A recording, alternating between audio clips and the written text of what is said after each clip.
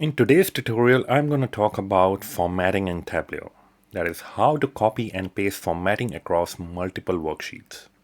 So let's dig in. So in this case, I've created a bar chart with all the subcategories and the sales. And I have set the text format or the font to Tableau book with 9 points. And I have another worksheet where I have Tableau font as different here, which is this particular one with 15 point in size. I want both of them to be same. So what I will do, I will go to this particular sheet from where you want to copy the formatting. I will right click on that and say copy formatting. And then I will go to the other sheet and again right click on that sheet and say paste formatting.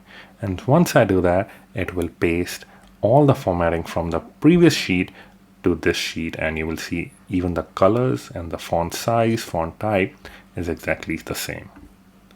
Isn't it cool? It will save a lot of our time in formatting which we spend on day-to-day basis.